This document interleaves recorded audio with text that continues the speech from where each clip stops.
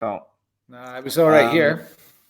Is it cool? Was it cool in Cornwall? Basically, We had a high of 31. That's all right, man. That's just Yeah, about all right with the yeah, sea breeze and everything. That's fine. exactly. Yeah. Man, I tell you, Tuesday I ran a bath. Right, my flat was totally roasting. I ran a lukewarm bath, and I sat in there from 2 till 5, and got out, made some dinner, and I thought, you know what, it's too hot. I'm gonna go back in, just dive back in the bath from 6 till 10. It was like impossible to do anything. No work done. Just aquatic, like a hippo for all day essentially. What is it now? Um, How's it? What's your temperature now? it's fine. I think it's gone back to 26. So we had like 2 random days of +10 essentially. So now it feels like a normal temperature, which is fine. So yes, I was quite wrinkly, Natalie. Quite right. I mean, Like an I was quite. amphibian. I was like an amphibian, quite right, but there was no way out of it. Anyway, we're live, everybody. We're live. It's Brain Food Live on air. I'd say I bring it to you every Friday, but it's actually Thursday today. Your eyes don't deceive you. We moved the show forward 24 hours for a very special reason. We almost never do this, but we're talking about can recruiters do a 4-day week, and the people we've got on the panel today have been doing a 4-day week, and of course Friday is the day they take away. So we're not going to do it. We're planning to do it on the Friday. We couldn't actually get any guests. We had to move it further forward. So Brain Food Live today is going to be happening on Thursday. Anyway, I hope everyone is here and ready to have a really interesting conversation. I wanted to do this show for a little while. And the reason being is because we are seeing this movement about, hey, let's do a 4-day week on full pay. Is this a good idea? Let's go ahead and do it. And I think most people are very sympathetic to the concept.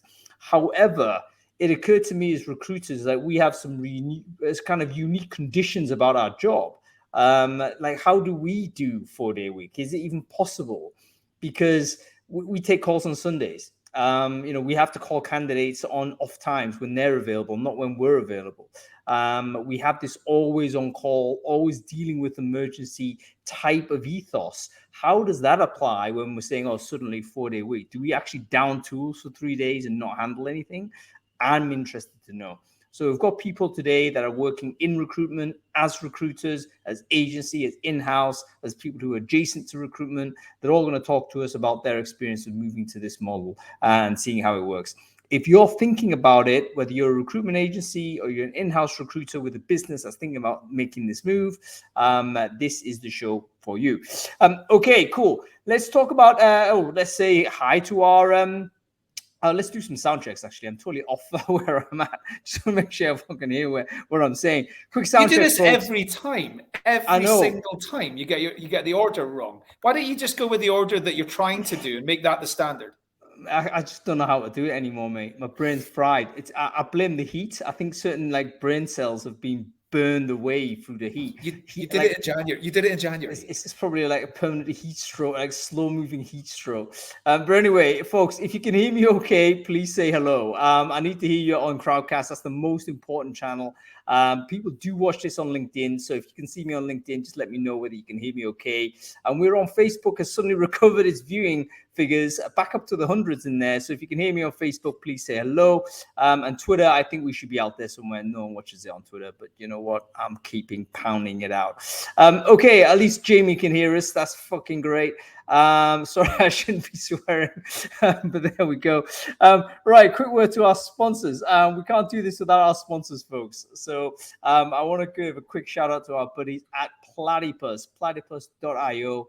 Not only the best name of a software company, also the best branding. Look at the color scheme, look at the logo, and also a really cool tool. Platypus.io are basically one of the very few companies that produce a service that helps you assess according to team compatibility. In other words, they analyze the behavioral characteristics of your current team, and that will tell you whether the person coming in is going to do certain things with the new team when they join. I think it's a really, really interesting concept, really interesting idea. It's getting away from the concept that, hey, a job is a job, because a job is usually in context to a team. So what's important is how does that person actually behave within team? And then that helps managers adjust their behaviors, or, you know, understand how they need to operate as a leader of that unit. So do check Platypus out. They're a cool business coming out of Denmark, actually led by a good friend of mine, Nico Blier Sylvestre. He is a very good dude. Okay, check them out there. Did I actually manage to paste it in there? I don't think I did. Let me just put platypus.io into the chat, and make sure you check them out. Okay, let's get on with the show. Adam Gordon, good to see you back here. I got to ask you about the newsletter, man. Did you read it? And if you did, what was interesting, man? I did. And as always, lots of interesting things. First one I wanted to talk about was the really interesting 5 things to look for in your first head of talent article. This is for startup businesses, really. And it's aimed at founders. It's for founders to determine, like, right, you've not got anybody doing HR type stuff. So now you need to bring somebody in because you're getting to a scale where you need it. And the reason I thought it was so interesting is not from the perspective of startup founders, but from the perspective of people who want to really excel in their career. This is not written by people who have got a, you know, TA or talent background. It's written by people that have got a business, more generalist business background. And exactly. So it's interesting to hear from them. Now, the 5 things were a product and process mindset, which I'll come back to in a second. That was number 1. Being a great storyteller, number 2. Being inspirational, number 3. Somebody who can build great relationships with colleagues, number 4. And somebody who really takes D&I seriously, number 5. I'm not sure that should be number 5, but I'm glad it's in the top 5. The order is interesting, isn't it? Because I think a HR recruitment person wouldn't have put the first 3 in there at all. So I'd be interested to know what these founders think. So or these VCs, whoever wrote this thing, you know, I'd be interested to know what those were. Let's explore this a little bit more, mate. So the thing about a product and process mindset, that was explained as somebody who's able, and it very much puts recruitment up at the front as being, you know, one of the most important aspects of this whole thing. The example of having a product and process mindset was building a recruitment machine, I'm quoting here, which looks like your marketing pipeline. I read that and went, yes, I can empathize with that particular piece of information. So, like, the product and process mindset is something that I do hear talent leaders in startup, scale-up, VC-backed businesses talking about it like that, because that's what the business does. It builds products. And, you know, it's not, we're a little bit too loose. A lot of companies are way too loose in terms of the way that they do recruitment. And they don't think about it as systematic. And of course, startup businesses think of everything as systematic. So it makes sense that they would consider recruitment to be like that. And actually, I've talked to lots of startup and scale-up business founders over the years who have spoken about recruitment like that. They've talked about it in terms of, like, it needs to be a funnel, and everything needs to be really logical, and have the ability to scale and be repeatable. Well, yeah, I mean, that's the thing. Scale is the key, and I think product makers, especially, you know, what the startup world has given us is not only a vocabulary to describe this, but also a couple of techniques. Because scaling something out with a small team without having like thousands of people do things is basically what startup is all about. And we've been able to learn a lot about product development, and maybe apply it to what is, you know, maybe not being that type of system. And let's not forget, when a product is scaling, typically you need to scale the organization at a similar rate. So it kind of makes sense to apply some of those lessons in. So very interesting that they talked about that as a criteria for a head of TA. And I really love the second one as well, being a great storyteller. So this is really important when it comes to employee engagement, and what's the internal experience, and what's the journey design. You know, what's the experience design for the individuals, and of course, what that means for employer brand as well. So, you know, that ability to the ability to take people on a journey and achieve influence at the different points that matter is a great way of describing it would be being a great storyteller. So I love that too. Yep. Yeah, I think so. I think that's an essential criteria for any leader. Maybe has always been a leadership quality to be able to kind of narrativize. Is that even a word? To be able to create some sort of narrative about why you're doing these things. And that's got to be a big part of why people are motivated to be there. Because at the end of the day, if you're doing something mechanical or doing something repetitive or whatever it is, you need to have a higher reason to do this. And if you can see, if I just dig in and bat through this spreadsheet over the next couple of hours or whatnot, I know the reason why I'm doing that is because I'm building this organization that's going to help do this, this, and this. That's going to help you motivate to get through that tough chunk of work. So yeah, I think it may be a key criteria, even more so these days, I think, because we're very communication heavy. I don't think leaders can hide behind the old office anymore. Like, we're all doing it by Zoom, right? So how can you lead? Does storytelling become a more important part of the job now that we're generally remote? I think it probably does, right? Because you're no longer able to rely on that always there type of situation. You have to be able to more intermittently sell the story and get mobilize the team to do stuff. So everyone who aspires to leadership, I think, needs to develop storytelling techniques. Okay, cool. What else, man? It's another one that's a bit startup-y, but the startup compensation report was quite useful as well. Yep. The sort of summaries were, I'll mention the summary bit first, and then I'll talk about a couple of things which really stood out to me. So remote working, obviously soars. They used the term geo-adjusting as the norm, which means hiring people wherever and adjusting what you're paying them based on where they are. So, hire people in Singapore, you're going to have to pay more than you will if you hire them in Pakistan. And I think what it means, not only adjusting, but if you move to those places, they will adjust you down if required. So that was a controversial position. I think Meta adopted this. And they were lambasted at the time for saying, you should pay what the job is worth, et cetera, et cetera. But according to the data here from Carter, the majority of companies have gone this way because it kind of makes sense, obviously. Otherwise, you'd be paying, hundreds of thousands to people who traditionally were earning nowhere near that, and living at an extraordinarily sort of elevated situation according to the local living cost of living. Yeah, two others that really stood out were companies of a valuation between 1 and 10 million. Engineering hires account for 50% of payroll. Yep.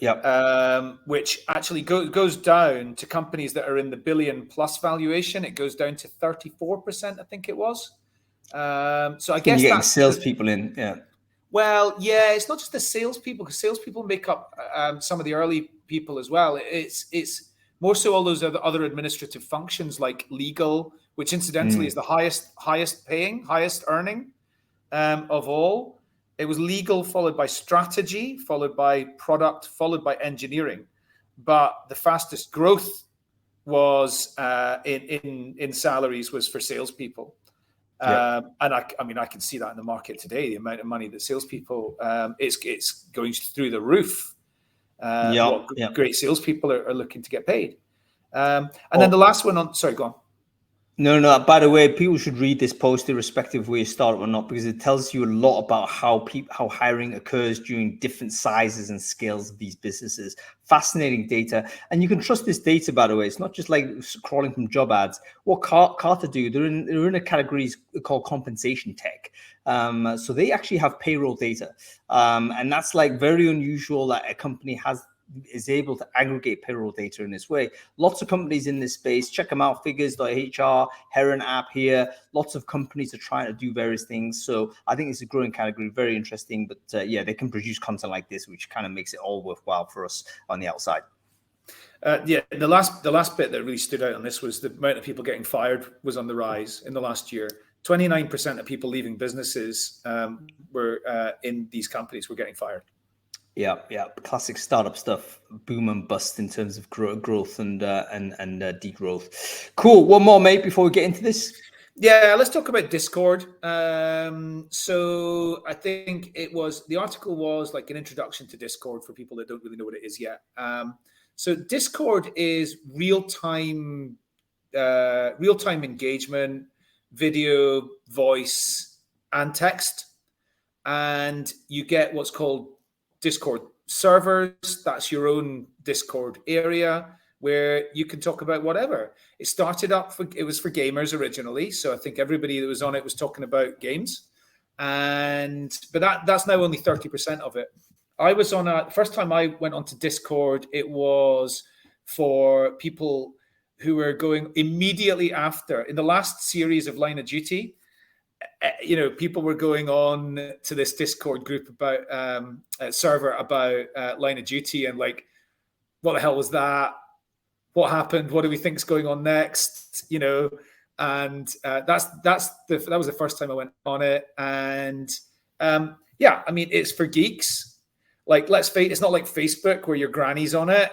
It's for like real hobbyist enthusiast geeks around particular subjects. What can we do with it from a talent acquisition perspective? Well, in those areas, like those really technical areas, in areas of, especially, of course, technology, that's the obvious one, but maybe areas like healthcare and things like that as well.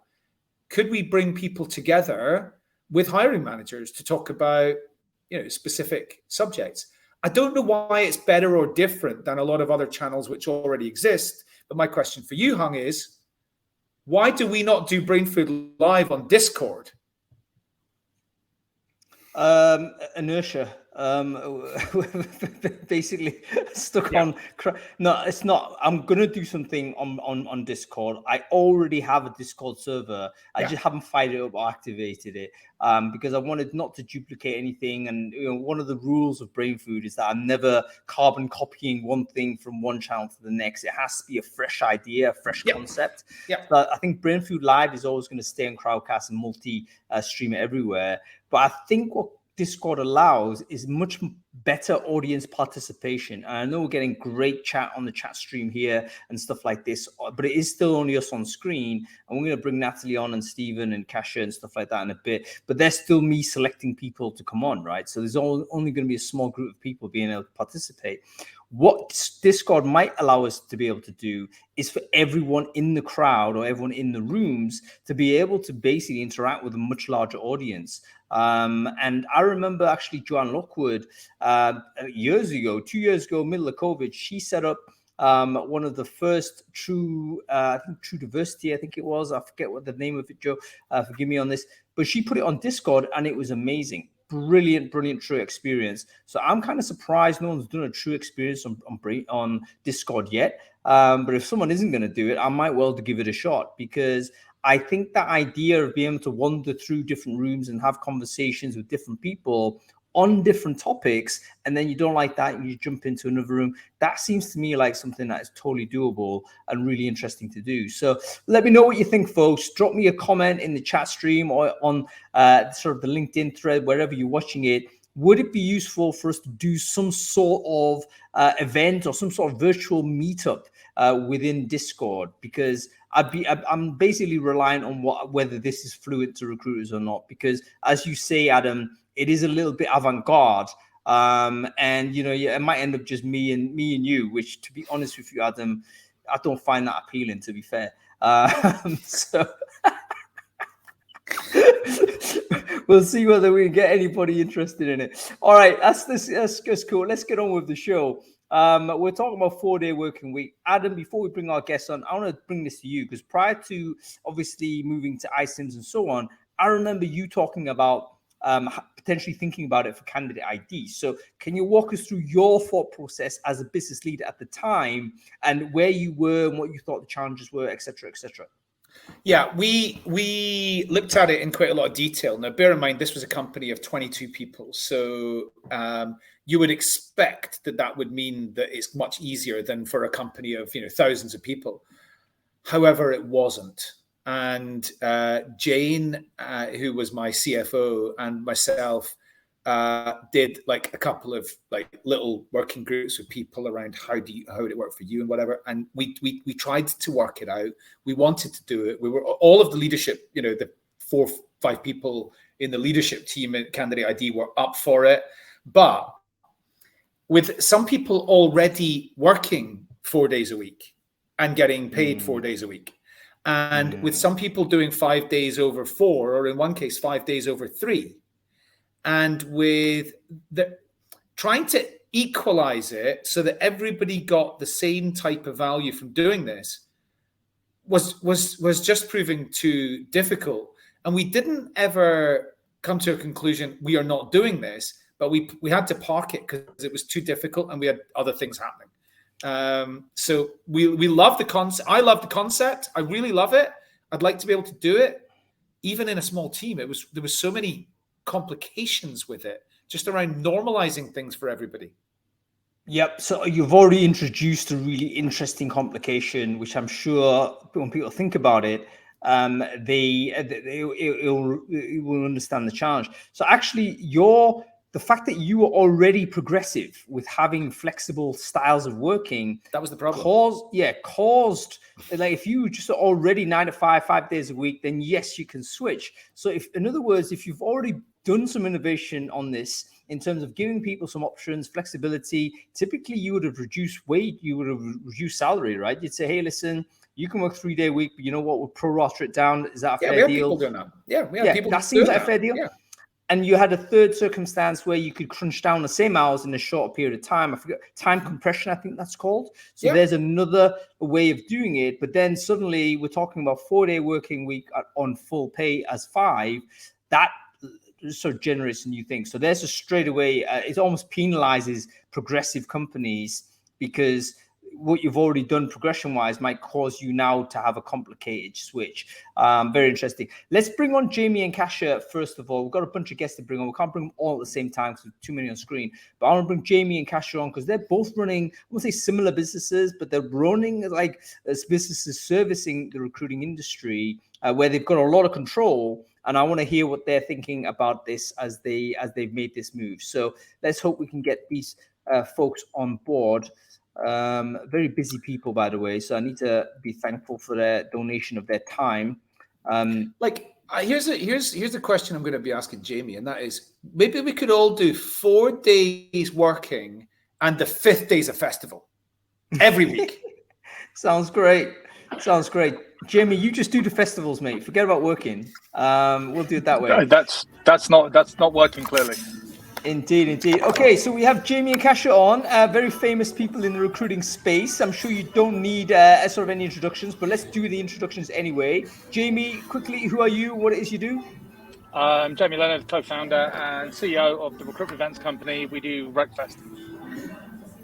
Amazing. And how great was RecFest a couple of weeks ago? It's absolutely fabulous. I'm going to share the link in the chat stream there. And Kasia, how you doing? Long time no see. How are things?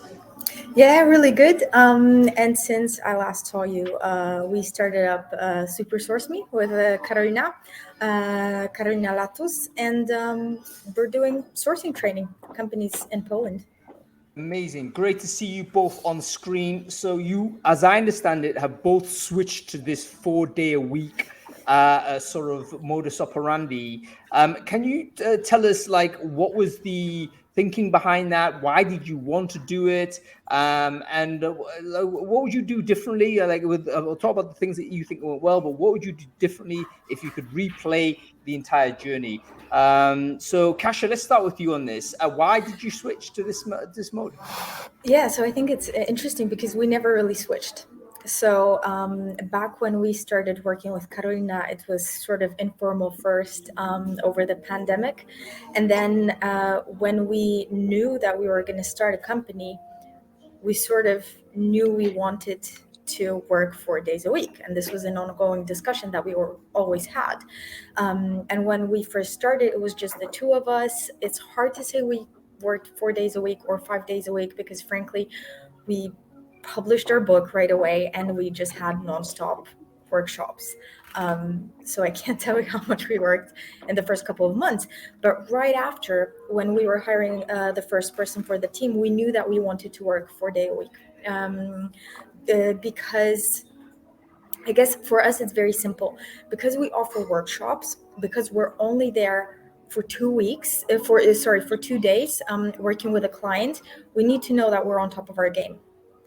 And to do that, it's very important that we're well rested, right? Because for a client, it doesn't matter how well you work, in 2 weeks. It's just the 2 days that they're going to judge you on. And so we needed to make sure that we're very well rested. And Fridays off was an easy decision because, no one really traditionally wants training on Fridays. We don't want it either because it takes, over the weekend, people forget what they learned. And by the time that they start trying it out, they forgot half of what you taught them. But for us, it wasn't just the 4-day work week. When we were working together, the two of us, each of us had her own working hours. So again, when we were thinking of growing the team, of finally hiring someone, we thought we wanted to make sure that they can work the same way we do. So right away, we wanted to make sure that we have extreme flexibility with the hours.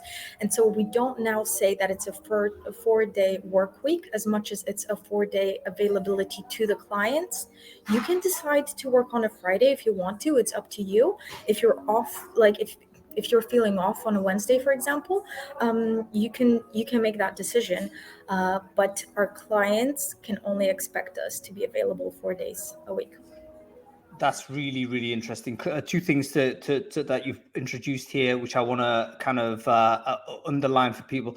Firstly, the nature of the work. The nature of your work actually is a big component to whether this is viable or not. And in fact, when you do it, should you do it, like what it is you do as a company. So this is one of those parts where you need to reflect on yourself and think, okay, what is it actually you do? This is back to the Simon Sinek type of thing.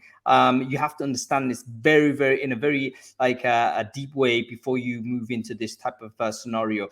The second part of it that you mentioned, which is very interesting, Kasia, was that there was sort of the delivery of it. 2 days was the if you like the stock product was 2 days. So that's the most thing that you sell. That actually makes sense because 5 days in a week, like what are you going to do? You're going to squeeze in half of what you do and then flip it over to Monday?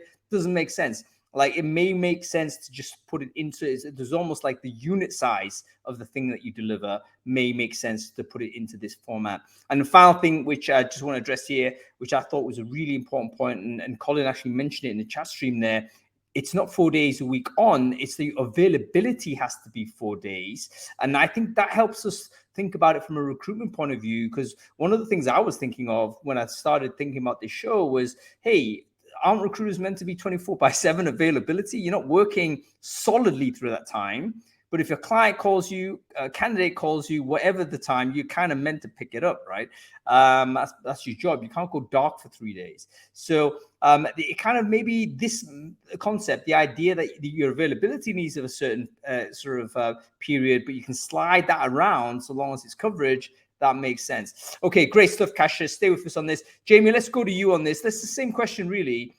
When you're doing an events business, I guess supplying to agencies, supplying to recruiters and recruitment marketing, the market in general, same question. Why did you move to 4-day week? What was your thinking and what would how did it all work out for you? I think it's something really interesting that Kasia said. I'm going to come back onto that because I think I've never actually been able to put it into words, but I think Kasia's put it into words really well there. Why did we move to a 4-day week? At the time, we were running probably 35 events a year, and our staff were just getting burned out. We were losing people moving to jobs that weren't as high pressure. People were getting mental kind of issues and psychological issues. And it was purely based on if we can maintain the productivity and do it over 4 days, we will move. So the priority was always the people. It wasn't about let's do it because it's a fun thing to do or let's do it because we think it's going to make us more money. It was purely about we've got people that are completely and utterly burning out here on a fairly regular basis. But interesting what Kasia said, that actually our business is quite similar. In essence, we're both event businesses. And what's really interesting, like Kasia said, you get judged for the most part on those 2 training days. We get judged 95% on the event itself, right? Our clients couldn't really give a damn about what happens in the build up. They're judging us based on that day. So we both have very kind of finite products that we sell, if that makes sense. So if we're not there on a Friday, the worst case scenario, someone's artwork hasn't turned up for the brochure or something. Okay, we do it Monday. No one's dying. So I think there's some real similarities there in we both sell products or services that are judged on the product itself. So what happens in the build up, no one really minds that much. Very interesting. I didn't catch that, but thanks for restating it, Jamie. Absolutely. Like, how are you measured? How is your service experienced by the customer, and how are you measured on that? And both of you have this, like, yes, they're coming in, and then this is happening. High impact experience in a condensed period of time. And you've got to be on it. Like Kasia, you mentioned, you can't just be knackered rolling in, giving 80%. That can't be happening, right? It's like it's very, very clear. You have this huge like injection of energy in a time frame. Same with you, Jay. The team has to be totally on it. You can't have people like half cut on the day. They've got to be totally there. So that's interesting. It reminds me of anything that has rhythmical like that. Sports maybe is that way. You got to turn up and be there. Any events, any entertainment type stuff maybe has a similar vibe where your energy is key. That the human resources you have are actually a key component to the experience that the people are going to provide for you. That person needs to be looked after. Very, very interesting. Okay, question that neither of you answered. So why don't you give it this way? Like, what would you do differently? Like, have you made any mistakes through this journey? Like, and you've learned to say, okay, if I set up a new business, I want to do this. How would you work it differently? Kasia, go to you. Yeah, I think I actually liked how we did it, but it's not to say we didn't make any mistakes. I think it's very important who you bring into the business based on having that decision to work 4 days a week. And it's very important that people want to do this and understand why you're doing this. And then another thing. I don't want to dig into the past, but did you not do that? And did you hire someone where you weren't entirely clear on the communication? Well, we did hire one person who decided after a short while it wasn't for her. And I think it's not even the 4-day work week that got to her as much as the other part, the extreme flexibility of hours. Because again, I think if you only push for like a 4-day work week and people don't get to choose which day is off, it doesn't really solve the productivity problem for me. And maybe it's because of the way I am as well, and maybe it's the way that our team is built, but we tend to I'll have a really great Wednesday sometimes, when I can work 12 hours and I'm getting everything done. But then on Thursday, I can't. I'm not doing anything at all, right? And unless you're in training, that is absolutely acceptable to us, right? So you can you'll check your email, but other than that, you don't really have to stay at work 8 hours for 4 days a week. You know what? It's a really interesting phenomenon, because it's like very deep understanding as to your own working rhythms. And people need to have the self-awareness. The candidates need to have the self-awareness when they come in, because they may not actually know that, the reason why you left your last job is because you're working to a structure that didn't suit you personally. And now that you talk about it, I'm reminded of a friend of mine. He's, I think, very similar. Literally can do a massive block of work, 12 hours blasted out, and then incredible things happen. But then you can see that he's spent after that. Needs to be a 2 to 3 day recovery time. He's broadly useless in after a huge burst of energy like that. Yeah. So, and it's that recovery time that's I think the biggest thing we've learned so far is that even with a 4-day availability in a week, you don't get to do 4 training days. You only get to do 2 each week. That's our maximum, because otherwise, technically, in 1 week you're able to do 4 and still deliver a good quality of workshop, but the next week you're just not going to come to work at all, right? And we're not getting any value out of you. So I think for us, that is the biggest learning. We don't schedule any calls after a workshop, even though it ends at 2 p.m. There's nothing going on afterwards. And also we don't do more than 2 days of that intense work every week. And then the other 2 days, there's work around communicating with clients and preparing the materials and so on. But it's more like introverted work for 2 days and more extroverted work for 2 days as well. Kasia, you're introducing ideas that we should have absolutely be talking more about in our industry, which is, as you say, the extroversion, introversion style of working, sort of energy expenditure, energy intensity of the work. I mean, I would say I work every day, but my energy intensity is generally quite low. It's like it fucking is. Like, I'm taking big breaks all the time. It's like, I don't take calls, don't take meetings. I'm just like chilling out most of the time. But I am working every day. So, but it's just like on a level like this. But for you and your business, it might just spike like this, and actually you need to have zero time. Okay, well, I'm going to come back to one thing, which is what do you do with overtime? But I'm going to go to Jamie first with this same question. What would you do again differently if you could replay? Yeah, I think what we realized is you should ask people if they actually want a 4-day week before you do it. We didn't. We jumped in with both feet. Someone come up with the idea. We knew people getting burnt. We thought it would be this big, everyone cheers when you announce it, because what an amazing work perk. You're gonna be at home 20% more time out of a week. And actually, what we realized after announcing it was 50% of the team didn't want to do it. And it was 6 months in that 50% of the team did, and it was the younger guys as well. And when we started to ask them, they said, they didn't feel that they were learning as much because a lot of them learned through being in the office. And actually, you were taking 20% of that away. They felt that their social scene was being taken away because Friday was always the beers in the pub on a Friday afternoon. They were losing that as well. So actually, the younger guys said, we wouldn't have done it. We want to work more. We want to be in the office more. We want to be out socializing with the team more. And actually, when I think back to it, when I was a young lad at Monster, Friday was my favorite day of the week, and you'd look forward to it. Yeah, exactly right. So, you're taking it away from people. And yeah, I would ask, don't assume everyone wants to work less. Just don't make that assumption. You know what? My mind is. Go ahead, Adam. Yep. What would it have made a difference if? There's two different things there, right? There's the fact that they wanted to be at work because they wanted to learn, and they're ambitious for their careers, and they wanted to get, really get stuck into it. And that was, part of the definition of who they are probably. But then there's the second part, which is, but like we also we're missing out on the fun social stuff. You're fun when you're in your 20s.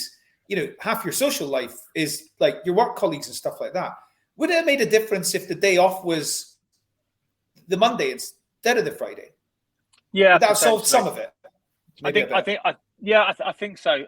The overwhelming thought and comment though was they felt that their peers in other companies, because they was in the office more, would be advancing quicker than what they were.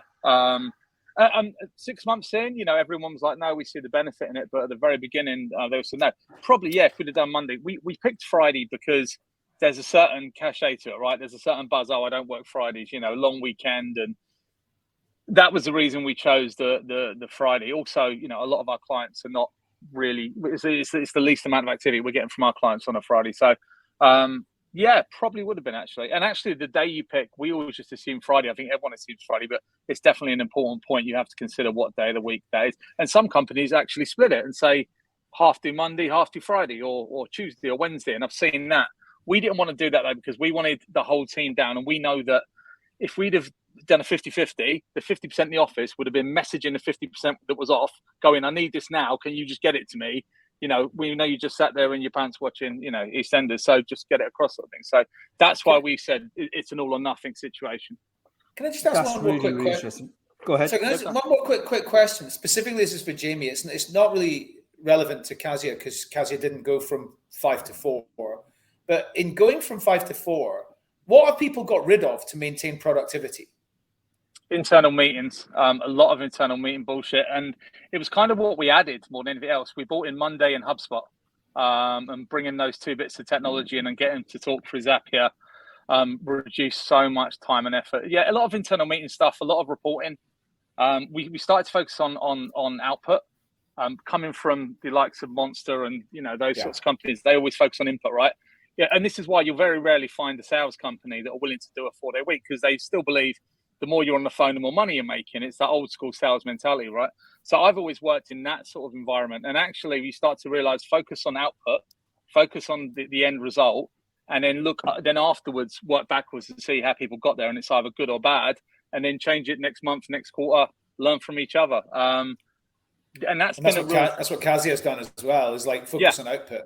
Absolutely, and it's so important. And this is why I really struggle with when I get a lot of recruitment consultancy owners come to me and say, I wouldn't work in my business because, the more you're on the phone, the more money you're making. I'm like, but that's not true. That's not true anymore. We've actually got this reason why I wanted to bring Andy on. Andy Davis, he's sort of an MD of a recruitment agency. I would say recruitment agency is like the hardest business to sell this into, because I kind of think they're right. I mean, 5 days on the phone, 6 days on the phone, you're going to win. So I want to hear what he's going to say. Okay, listen. But actually, if I just may say that, because I think this has a big impact on sort of the work we do, but also on recruitment. Apparently, your empathy severely goes down unless you get enough sleep. People working too much are people who don't have enough time to spend on their own, to recover by themselves, because you need that time too. Don't get enough time with their family. So they'll sacrifice sleep. They won't be as empathetic. And so they won't develop the relationships they need to get the job done. Wow. Guys, are you not impressed by that comment there? Cash is like dropping these nuggets all the way through. Like you will degrade, folks. If you overwork your capability, you basically are depleting your skills as you go. You're not the same person. It's like a boxer. It's not the same guy in round 9 as he is in round 1. Do you know what I'm saying? You do this. You subconsciously do this, don't you? Like lots of naps. Just lazy, man. I mean, maybe that's my response to trying to keep up all the time. But yeah, it's like, yeah, I'm a bit tired. Have a nap. But I think that's a really important point. There's obviously lots more we can dig into, but we have to bring in our other guests. So Kasia and Jamie, great to see you too. Please do enjoy the rest of your day. Thank you so much for your contributions. A lot more to talk about on this topic. That was amazing. Just while we're bringing our other guests on, something that Jamie said was interesting. So, like, when I guess if you're going from a 5-day to a 4-day week and you're not really sure what to do with your 5th day, that I guess can be a source of stress. There's a company in Edinburgh called Administrate, which is learning and development software business. And they went from a 5-day week to a 4-day week, but they put in place a whole load of, it was not quite rules, but it was almost rules around, with your 5th day, you have to learn a language, you have to learn an instrument, you have to work on your fitness, you have to put up your goals. What are your goals? And measure your goals. And they wanted people to, it wasn't like strict, but it was almost, you almost commit to each other. How are you going to, better yourself with your 5th day? You're not going to sit in your pants watching EastEnders. That's another option I think is very powerful. I think it does influence the culture of the company in terms of the kind of people you attract and deter. Because I think you're right. A lot of people do want to have that additional thing and say, we'll do this. Tom, I'm with you. I'd be saying, hey, I want to develop my sleeping skills. Because it's very important that I master that. I will be monitoring my sleeping and whether I'm getting my REMs in. But other people want to do things with it and be more productive. I get it. Okay, we're going to bring on Stephen Brand and Natalie Glick. It's been waiting for a long time. Andy, stay with us. We're going to bring you on at the end. We definitely want to have your input and experience. Let's bring on Natalie and Stephen. Oh, folks, whilst Natalie and Stephen are coming onto the screen, we always do this in the middle of every show. Now is the time for us to continue the conversation after we finish. Brain Food Live is a show that starts conversations. It should never be a blocker for the continuation of those conversations. What I need you to do now is to take your LinkedIn profile and to put it into the chat stream or the LinkedIn thread or to Facebook or Twitter, wherever you're at. Do it now, because you should be able to connect with everyone else who's also putting their links in. And that way you can continue your conversation with folks that want to discuss this topic about how to move to a 4-day week if you're a recruiter. Don't try and stew around this topic by yourself. There's other people that are doing it, have done it, have tried to do it. Talk to those people you're going to connect with. They're going to help you talk through this potentially difficult issue. Okay. Well, let's welcome Stephen Brand and Natalie Glick. I mean, great to see you too. Stephen, let's go with you first. Quickly, can you introduce yourself? Who are you? What it is you do? Hi there, everyone. Yeah, so my name's Stephen Brand, the fortuitously named employer brand lead over at Mambu, well, Natalie can explain probably better than I, but a software as a service banking fintech platform. I've been here since November at the end of last year.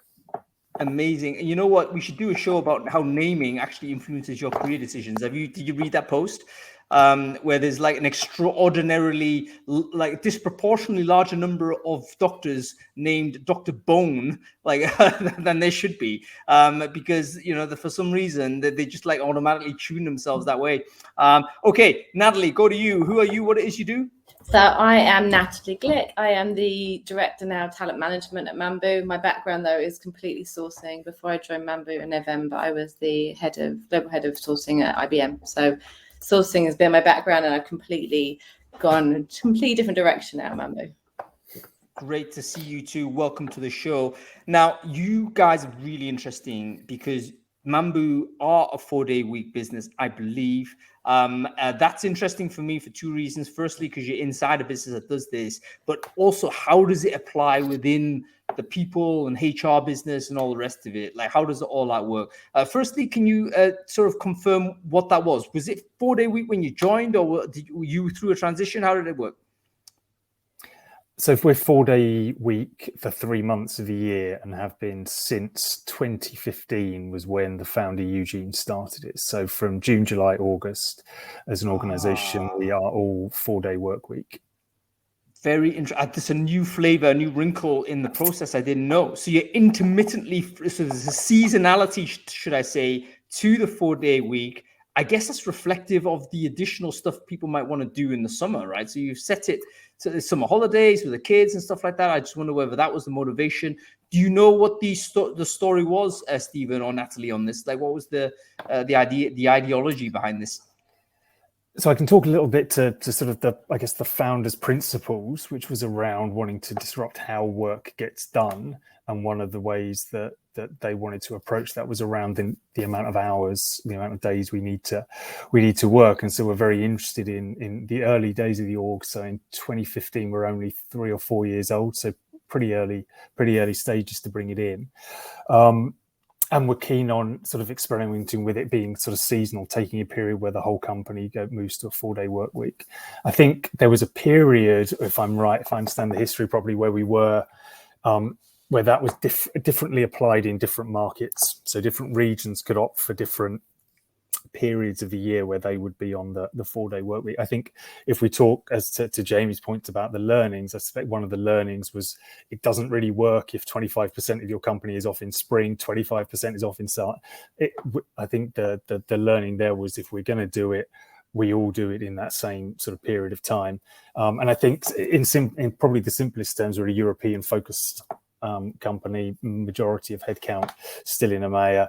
And so having it over that summer period where typically more of us would be on holiday, the schools are out, where the weather's nicer, where activity and productivity levels would shift down anyway, was the simple choice there. I would probably have voted for Christmas, but wasn't around at the time. So that's very interesting.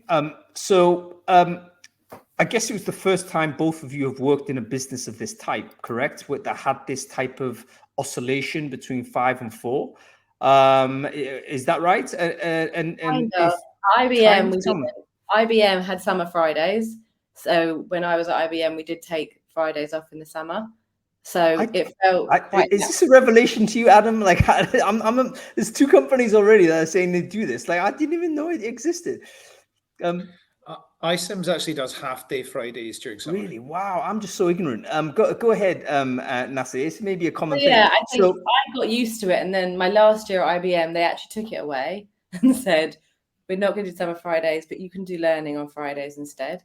Which I think disgruntled many employees, because I think, Adam, you called out earlier about this Scottish company that wants to mandate some things you should do with your Fridays. But actually, I think if you've got a day off in a week, it should be the day that you take. And I think the chat was saying it for you to refresh. It's not about what the company wants from you, but they're giving you this extra day for you.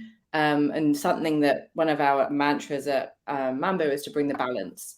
So it's bringing the balance at work, but also bringing the balance to your personal life. And how can you find that balance? So we don't mandate a day off at Mambu. You can choose any day of the week, which is nice.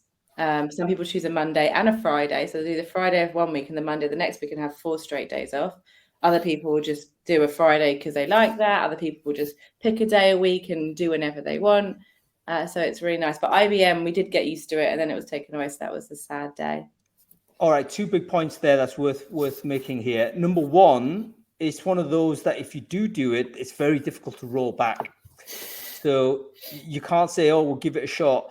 And then if you decide to roll back, guess what? You're going to trigger a lot of attrition that way.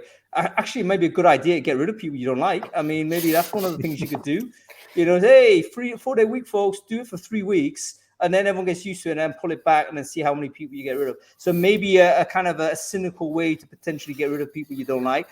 However, like Machiavellian, really, isn't it? Yes, it's smart though, isn't it?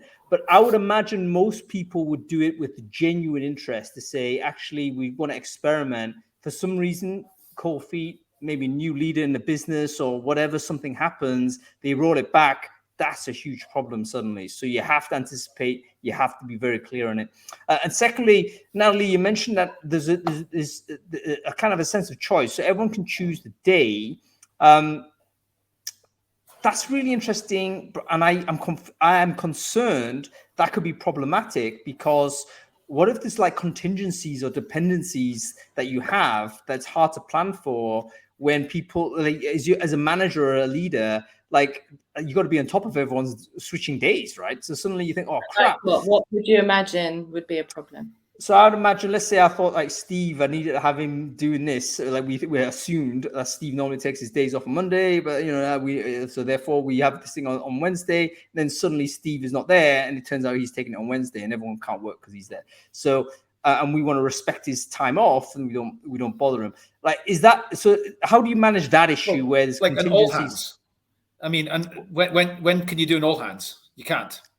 You can. You just accept that things will be recorded and some people will miss it and they can catch up afterwards when they get back. But I think if you're too strict with the work week in general anyway, people are going to be sick. People are going to take holidays. Those things are always going to happen. So if you always think that way, that we can't do this ad hoc because someone's going to miss something, I think we all have to be grown up enough to, again, results driven, knowing what our goals are, be performance led in that initiative and not think about, I can't get this done because Stephen's not here, because Stephen might not be there because he's sick. I guess the other thing, go ahead, Steve. Sorry, Hank, very quick. The other thing is, I guess for us, it's part of it's a benefit. So it's an option for people to take. I don't think it's mandated. So I think, again, if you're in a position where you've got a particular week and you think, right, I need to go heavy this week, it would make my life uncomfortable and my team's life uncomfortable for me to take. I can say, fine, for this week, I'm going to go for the 5. And I accept that. That's kind of a risk. That's a work situation. And I can decide to do that. It wouldn't be mandated that I would take my dick. So you have still that individual and team sort of freedom to flex around how the work gets done to make sure productivity remains and that you're not letting people down. It's there kind of as a benefit rather than sort of as a sort of mandated must do. Yeah, this is good because taking time off can, for a lot of people, it can be a real source of stress because they know that they know that they're taking it off and they're going to come in to just double the work when they go back in. Exactly. Double the inbox. And doesn't that destroys the whole purpose of lying on a beach being incredibly anxious about stuff. So it is a little bit about I guess about, you know, getting into the practice of communication, being strong in teams to know who's in and when they're in, but equally for the individual to feel that if that week doesn't work for them to take that day off, they would feel more comfortable working to be able to have the freedom to do that and the flex to do that. I would also say that it would also train the business to be less contingent on people per se and to be more systematic and more process driven and stuff like this. So it might actually help you to focus a lot more on automation and process efficiency, because you can't be in a situation where, oh, we absolutely need to have everyone here at this point in time, because we've seen with COVID that doesn't happen anymore. We've seen with all these the reliability can't be there at this stage. We've lost Natalie. I think we're going to try and get it back, but there we go. Super interesting. Stephen, in terms of the sort of your relationship with other parts of the business, how does everyone obviously has the same rights, so everyone has the same kind of sense there, but is there anything you need to do that's different from working in on the 5-day mode? When you switch to 4-day, are there additional things you need to do to make sure that things are getting efficiently sort of delivered to the supply, to your stakeholders? I don't think there's anything specifically we do that other organizations working on 5 days don't do. I think we probably are a little more conscious, certainly around things like our communication and clarity and frequency of communication. I think we, if anything, over communicate around when people are in and out. It's very easy to see who's in and out when. I think we're very clear with each other when setting meetings, when setting goals that happen at any point over the summer period about who's going to be in when, to be able to set those dependencies up front. So I think we've had, as a business, we've had a number of years of practice. Certainly if I think about the engineering teams that are facing off with customers and delivering product and fixes, and they've had multiple years of practice to understand how to, into their roadmaps for the year, into their sort of the sort of customer facing teams, to be able to include the 4-day work week and its implications on that roadmap.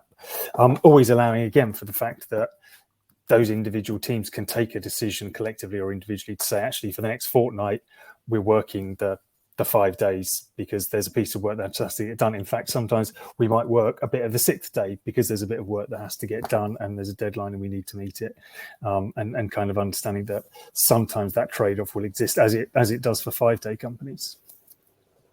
Yeah, I think that sometimes we can see sort of self-organization occur, can't we? Let's say you've got a team, it doesn't have to be top down. If you're working on a project together, you might say, you know what, let's crash through this week. We'll get that time back when we push through the project. I think that can happen. It's happening very similarly to remote as well, where companies that have a kind of a flexible approach in terms of are you in office or not in office, sometimes you get this self-organization emerge where people say, you know what, let's get together on this one occasion, not coming from management or anyone like that. It's literally operational individual contributors saying, let's pound out some work together. It'd be cool to do that. And then they go ahead and do it. So a lot of it is like just devolving the decision-making to people at the operational level. Okay, Adam, you're about to say something real quick. I was going to ask Stephen about, like, from an employer branding perspective, this is something that the company's done since 2015. Is it something that you can really amplify as part of the employer brand, or do you not really, because it's a 3-month period and therefore it just makes it look like summer's better, the rest's just like the same as everybody else? Or and also a lot of companies do 4-day weeks now. It's not a standout, nobody else does it. What's your thinking about all this? So I think for us, or for me, it's that the 4-day week, the benefit that is the 4-day work week over that period of time is one example of a working culture that exists at Mambu, which is very empowering to the individual to decide how, when, and where your work gets done. Now, not without barriers, and you work within teams, but to a larger extent than any other organization I've worked at, I have real freedom to decide how, when, and where my tasks get delivered. And everybody across the organization, from Eugene as co-founder down, and he takes, he's religious about 4-day work week. He does it. If you see that happening, it's easier for everyone else to take it. But we all have that sense of freedom about, we've got X to deliver. It's kind of down to us very much as subject matter experts, leads, members of teams to decide how that happens. I think, so from an employer brand point of view, that's the amplification. And the 4-day work week is just one sort of tangible expression of that. And Natalie, what's the impact, like from a talent management perspective? What are the kind of main things that you've needed to think about on this specific issue? I think there's things around time management, around people taking ownership and accountability. So ensuring that we offer the training to support that and allow everyone to know what's expected of them. But, and Stephen said it about Eugene really empowering everyone to do it. He does it, our CEO does it, and religiously does it. And all our leaders are doing it on purpose to model the behavior so that everyone else feels that top-down approach of, if they're doing it, I can do it, and I should be allowed to do it and not feel guilty for it. I the other day was trying to arrange a meeting with my team, and I was like, "Oh, let's do it on Friday when we both got time." And I was like, "No, actually," I called myself out. I was like, "We're not doing that. We both got this day off. Just because we have a deadline in our heads, we'll just push it out a week because it's more important that we take that time than we deliver it on that day." Yeah, very interesting. I was about to ask a question about whether, are there like aberrant managers? So it looks like the team is following the leader, which is great. I think you need to have a CEO doing that. But is there like one, passive aggressive person is like, you know what, yeah, pressuring the team to come in?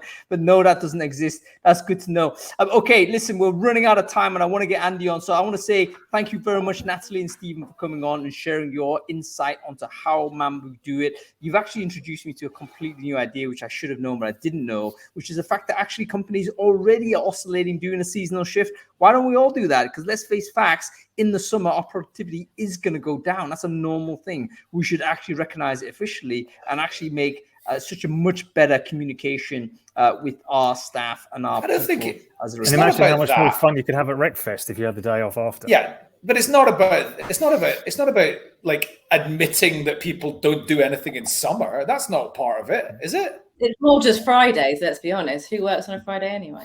Well, yeah, okay, maybe it is. The 5-day week itself is kind of crazy. So we can go to 4. I think I'm actually going to mention, I think it was Muammar Gaddafi that tried to suggest that way back when, one of his airplane schemes. I thought, you know what, everyone should agree with him on this one point, because if the entire world moved this way, we'd all not get any competitive advantage doing it. Now, I do believe, though, in certain jobs and certain contexts, it might mean more advantage to do more work, which is why we're going to bring our next guest on to finish us off, because I think I want to explore whether it does make sense for a recruitment agency to actually go to a 4-day week. So Stephen and Natalie, great to see you too. Hopefully you have a good end of the week, good weekends. It starts for you right away. So enjoy the rest of your weekend, folks.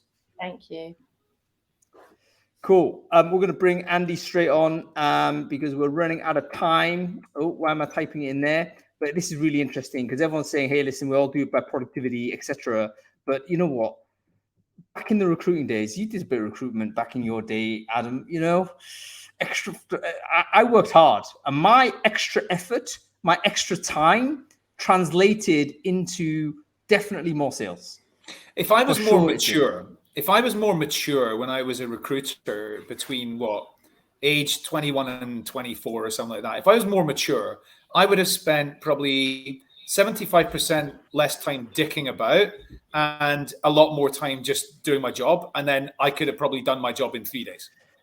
That would be a very unusual person. There was one recruiter, and I want to bring you on a second. There was one recruiter we know. She was the top biller every single year. She was absolutely brilliant, but she was very strange because she basically did a proper 9 to 5, like clock in 5, and she was well known that she was the earliest out of the office. And everyone's saying, yeah, whatever. But she kicked everyone's asses in terms of billing. She was so disciplined. She had built up a personal brand or something like that. So clients and candidates were coming to her. That's what she did. And that's why she could be productive. Am I right? She was amazing. Amanda Karakashian. I never forget her name. Amanda, if you're watching this, big respect. Always remember you. Okay. Andy Dev, it's good to see you. Thanks for waiting. It's been a little bit longer to bring you on than I wanted to. But Andy, quickly introduce yourself. Who are you? What it is you do? Yeah, no problem. Enjoyed the chat, to be honest. Andy Davis, the director of Highfield Professional Solutions and DataX Connect, which is another brand within our business. We're a 50-ish strong infrastructure / data center recruitment company based down near Winchester. Fantastic. And tell us about your journey to 4-day week, because this was a switch you made about a year ago or something, was it, Andy? Tell me about that. Yeah, so exactly 12 months. So last July, we rolled it out. Basically, in short, it came from our employees. We ran a workshop type day with our employees after COVID to try and gauge what was important to them now. And what came out of it was time. They wanted more time.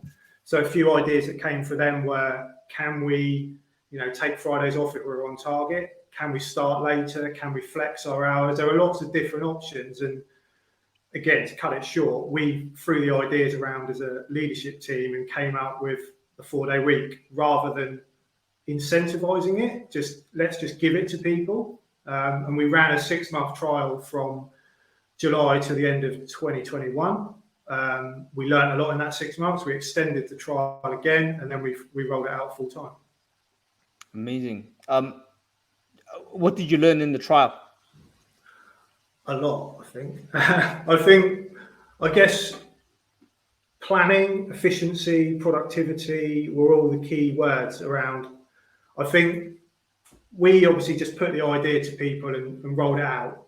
Outputs were expected, targets stayed the same, pay stayed the same. So everyone knew that their target was exactly the same as it would be if it was a 5-day week.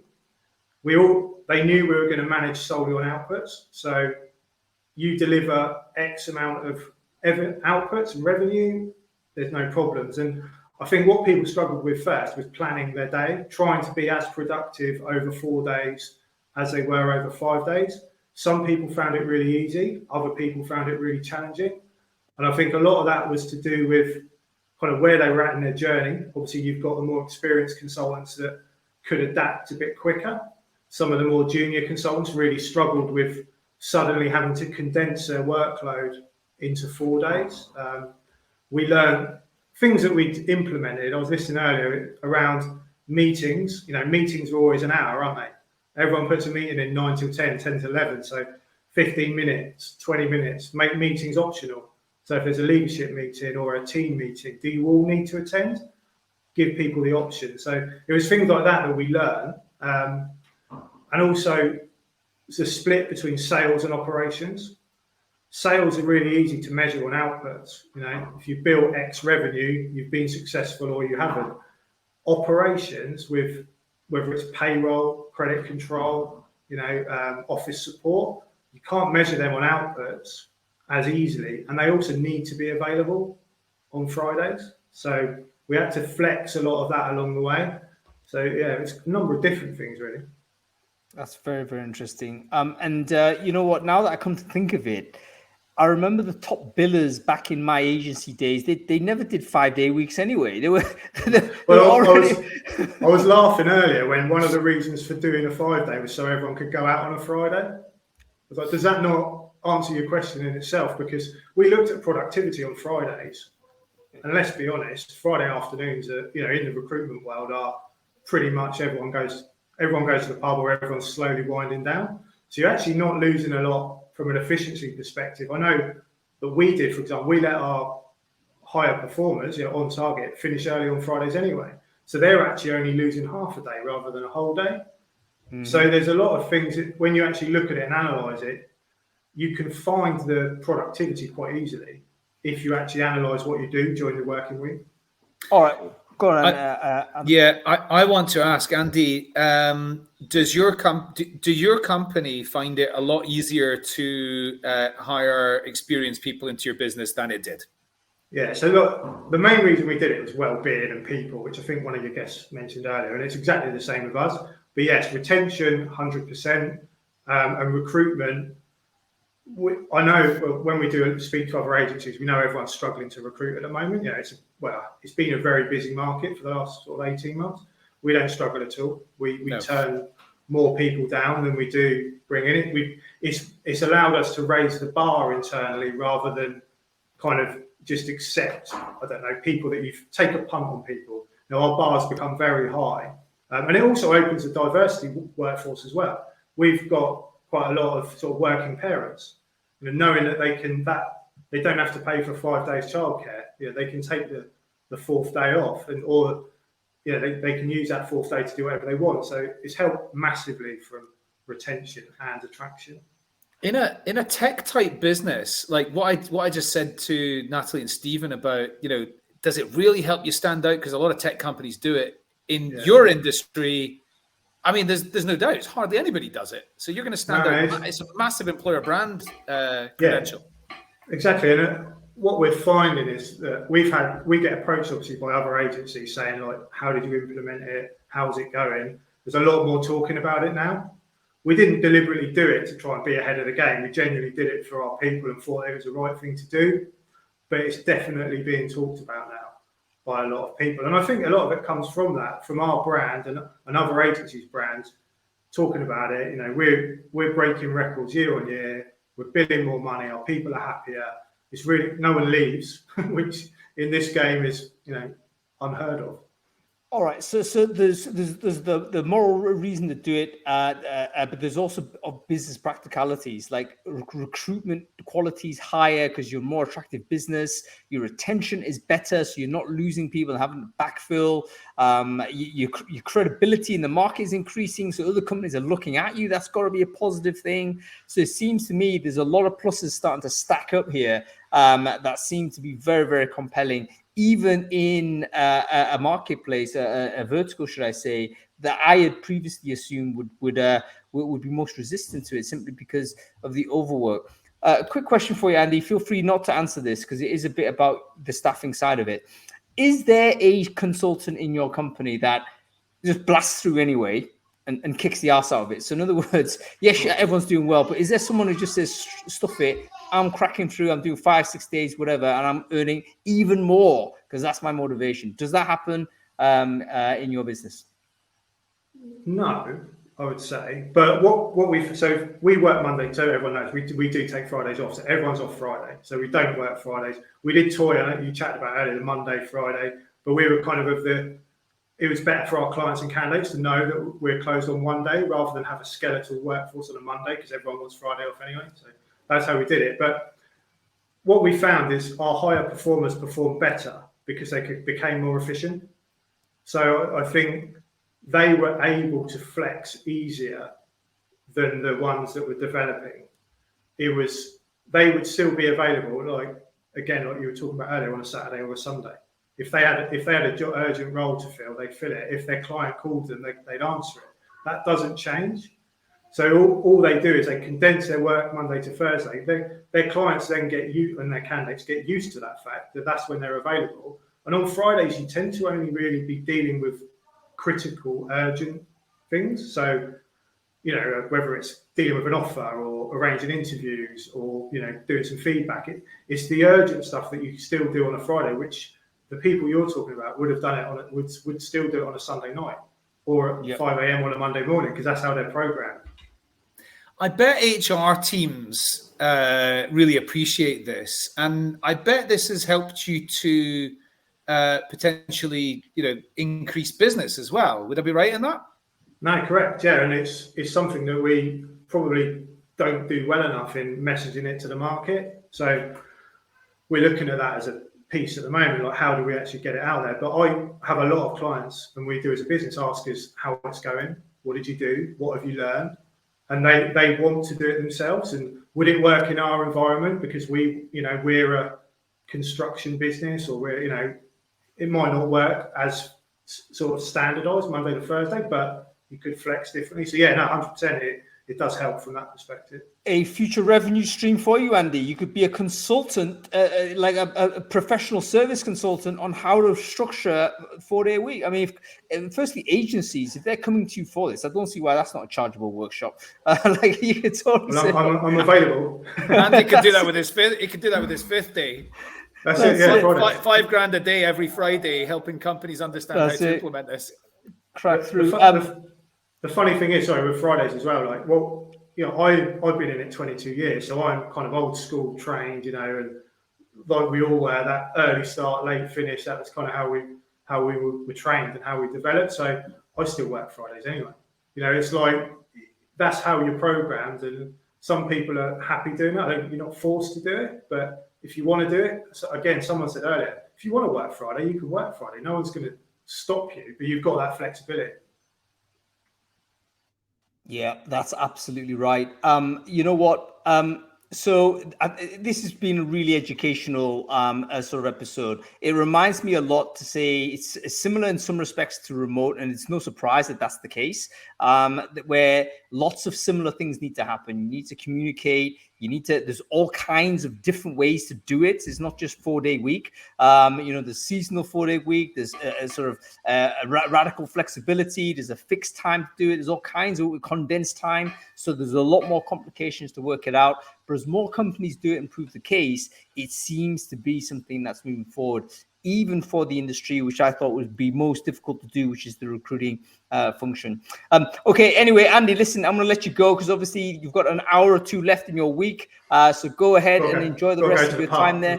Yeah, you might as well use the time in a good way. I would love to get you back onto the show, Andy. Great to have your input on this. You have a good week, sir. Thank you. Cool. We've run over time, folks. We're going to have to finish it there. Tom, thank you for your question. I thought very valid. How do you manage time off during a 4-day week? That's actually very interesting. How do you do that? Probably just roll it normally, I guess. But yeah, interesting one to think about.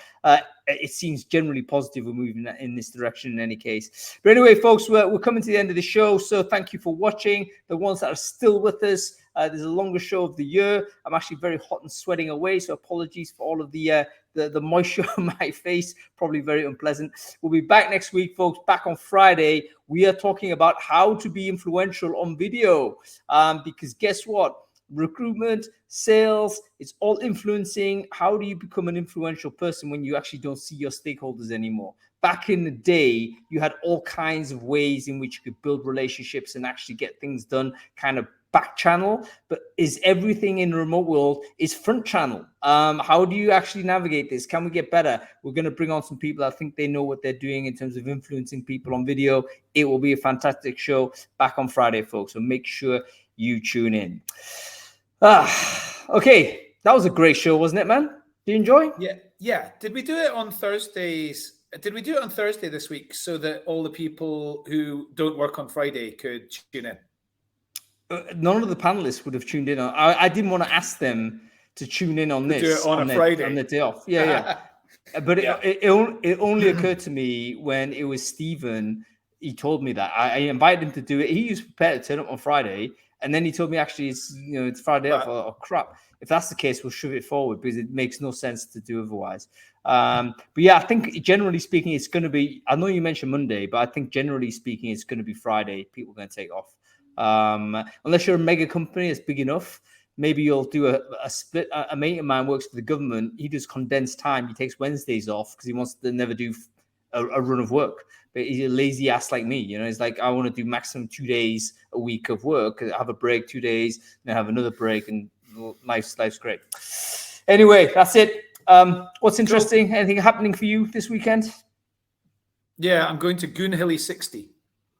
Goonhilly is like a space station in Cornwall, and it's their 60th anniversary. So they're doing all sorts of space themed things, and including space themed like orchestras and stuff like that.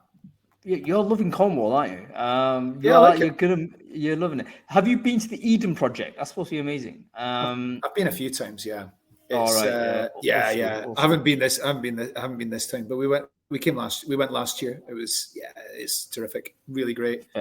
Fair enough. All right, listen, thanks for turning up. I'll chat to you next week. Cheers.